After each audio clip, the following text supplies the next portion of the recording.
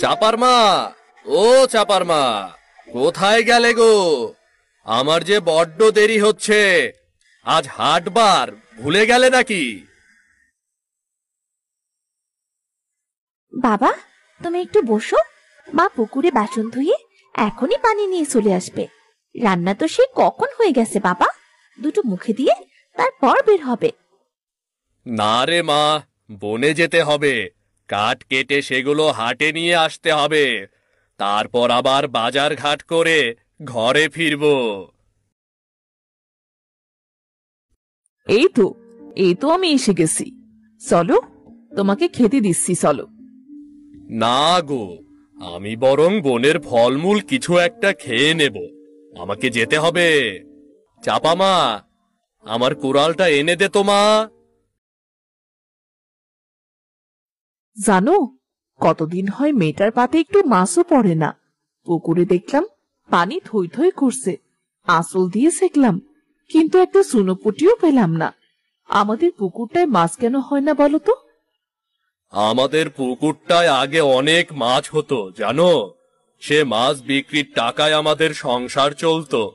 আমার বাবা মারা যাওয়ার পর থেকে কি যে হলো, পুকুরে আর কোনো মাছই হয় না। থাক, আমি আজ মাছ নিয়ে আসবো।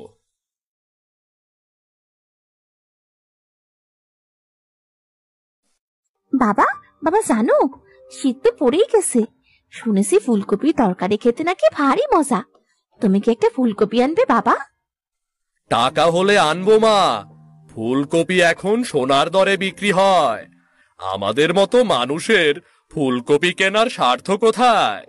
আমি চলি, তোমরা সাবধানে থেকো। বাবাকে আমার ফুলকপির কথা বলা একদম উচিত হয়নি, তাই না মা? বাবা তো আমাদের জন্য কত কষ্ট করে। বাবাকে বলবি না তো আর কাকে বলবি মা? মেয়েদের যত আবদার, তা তো সব বাবার কাছেই হয়। পরের ঘরে গেলে আবদার করার কথা ভুলে যেতে হয়। তখন হাসির আড়ালে কান্না লুকিয়ে পথ চলতে হয়। চল, তোকে খাবার খেতে দিই।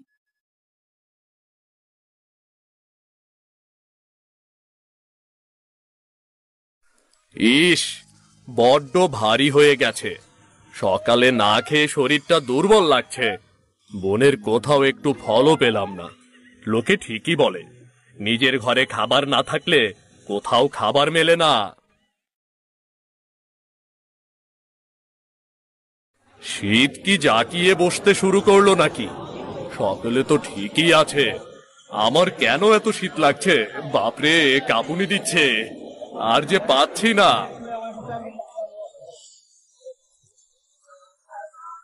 5 টাকা। কি বলছো গো?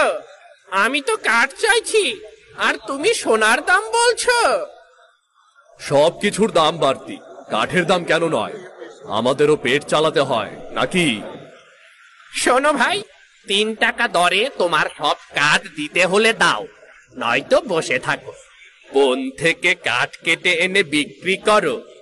এত কিসের এত দেমাক রে বাপু? এত কথা কিসের? বেশ তো, 3 আটি কাঠ আছে, পুরো 10 টাকা হলে দিয়ে দেব। এর কমে পারবো না বাপু। তবে তাই দাও। কাঠ না নিয়ে গেলে গিন্নি বলেছে রান্না বান্না বন্ধ করে বাপের বাড়ি চলে যাবে। কি করবো বলো? সব তো শ্বশুরের মেয়ের জন্যই। বুঝলে কি না? নাও তোমার টাকা।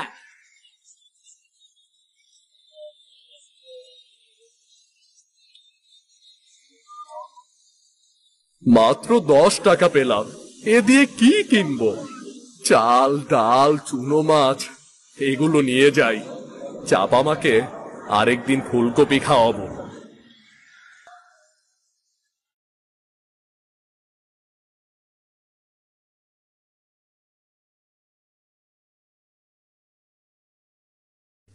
বাবা, পানিটা খেয়ে একটু জিরিয়ে নাও তো। মুখটা একদম শুকিয়ে গেছে তোমার। বাজারের থলেটা নিয়ে যা মা, তোকে আরেকদিন ফুলকপি খাওয়াবো। ঠিক আছে বাবা, কোনো ব্যাপার না। কিন্তু তোমার চোখ এত লাল কেন বাবা? এমা, গায়ে যে জ্বরে পড়ে যাচ্ছে। এখনই যে মাথায় পানি দিতে হবে। না রে মা, আমার বড্ড শীত করছে, একটু কাঁথা চাপা দিয়ে বিশ্রাম নিলে ঠিক হয়ে যাবে। চল ঘরে যাই।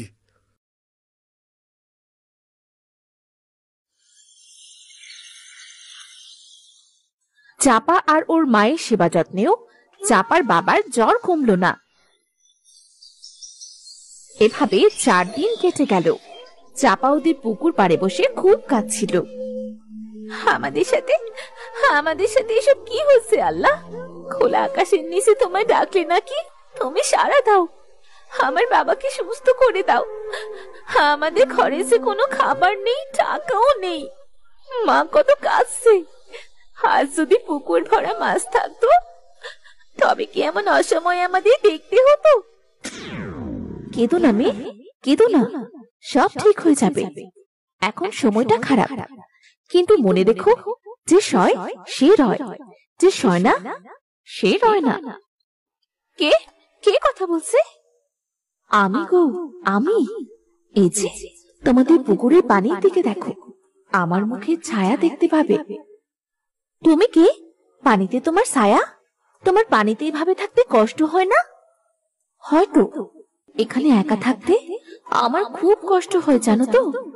কিন্তু আমার ভাগ্যের ফের আমি তোমাদের পুকুরে বন্দি বলি কোনো মাছ জন্ম নেয় না। বললে না তো কে তুমি, আর এখানে এলে কেমন করে? আমি রূপালী, এক পরী কন্যা। আমি এক দুষ্ট মানুষ আমাকে এখানে তার কথায় ভুলিয়ে আমাকে সারা জীবনের জন্য বন্দি করে রেখেছে। মানুষ আবার কি করে পরীকে বন্দি করতে পারে? পারে গো, পারে। মানুষের মতো বুদ্ধিমান প্রাণী আর নেই।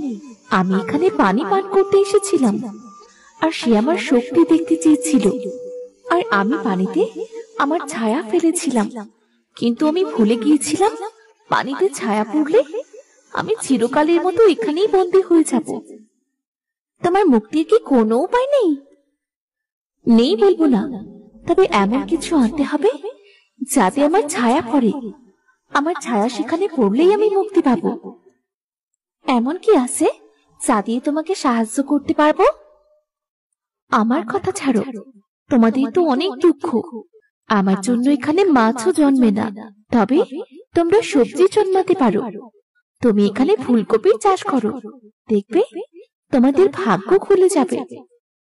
পানিতে আবার কখনো ফুলকপি হয়? পানি পড়লে তো শুনেছি সব সবজি পচে যায়। না গো না, কিচ্ছু হবে না। তুমি একবার ফুলকপির চাষ করে দেখো না, তোমাদের ভাগ্য বদলে যাবে, আমি কথা দিচ্ছি।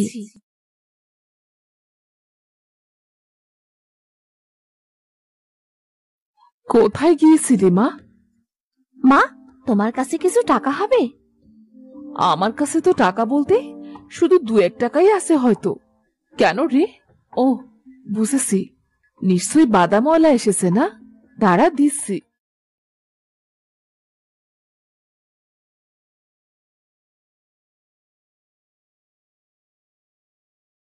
কি দেব বলো? আমাকে 2 টাকার ফুলকপির বীজ দিন তো। 2 টাকায় ফুলকপির বীজ? বলি তোর মাথা খারাপ নাকি রে? 2 টাকায় কোনো বীজ হয় নাকি? দিন না, যতটা হয় ততটাই দিন। কাল একটা বীজের প্যাকেট ইঁদুরে কেটেছে, ওটা দিতে পারি, তবে ফলন না হলে আমার কোনো দোষ নেই।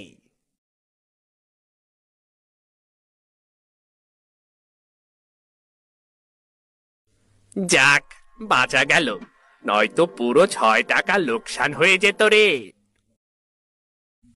চাপা বীজ নিয়ে সব বীজগুলো পুকুরে ছড়িয়ে দিল।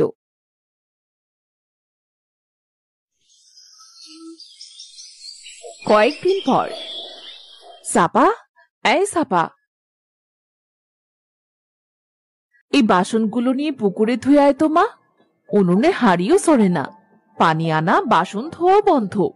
আজ মুড়িগুলোও শেষ, না জানি তোদের কি খেতে দেব। দুঃখ করো না মা, বাবা তো অনেকটাই সুস্থ। আর কয়েকটা দিন না হয় কষ্ট করি, তারপর সব ঠিক হয়ে যাবে মা। তাই যেন হয় রে মা।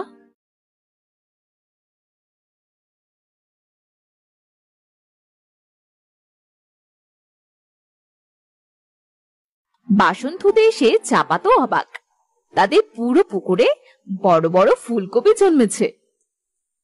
ফুলকপিগুলো তুলে নিয়ে বাজারে বিক্রি করে দাও চাপা, তোমাদের অভাব চলে যাবে। চাপা বড় একটা পাত্রে ফুলকপি তুলে বাজারে নিয়ে বিক্রি করলো।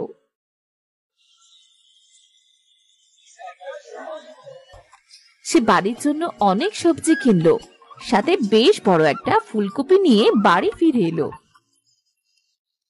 ওগো ওগো, শুনছো?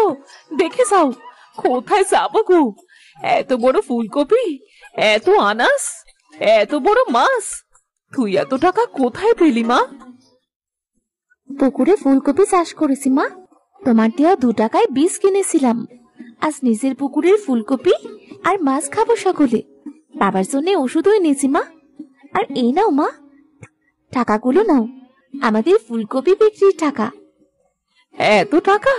এত টাকা তো একসাথে আমি কখনো দেখিনি। পুকুরে আরো অনেক ফুলকপি আছে মা, কাল ওগুলো বিক্রি করব, আমাদের আর অভাব থাকবে না মা।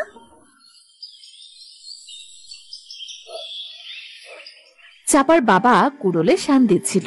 রোদের আলোতে কুড়োল চকচক করছিল। কুড়োলে নিজের মুখে ছায়া দেখা যাচ্ছে বাবা। তবেই তো বুঝতে হবে শান দেওয়া সঠিক হয়েছে। চাপা কুড়োলটি নিয়ে পুকুরে এলো, আর পুকুরের পানির ওপর কুড়োলটি ধরল।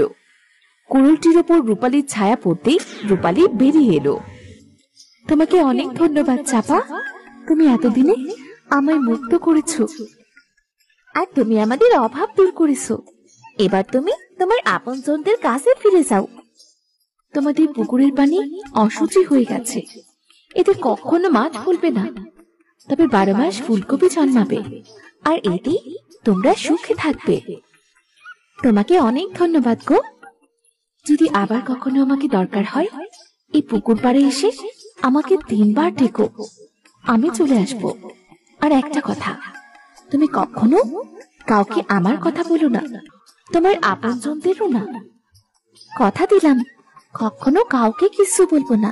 তুমি ভালো থেকো গো। বিদায় চাপা। চাপা তাদের পুকুরে ফুলকপির চাষ শুরু করলো, আর বাবা মাকে নিয়ে সুখে শান্তিতে দিন কাটাতে লাগলো।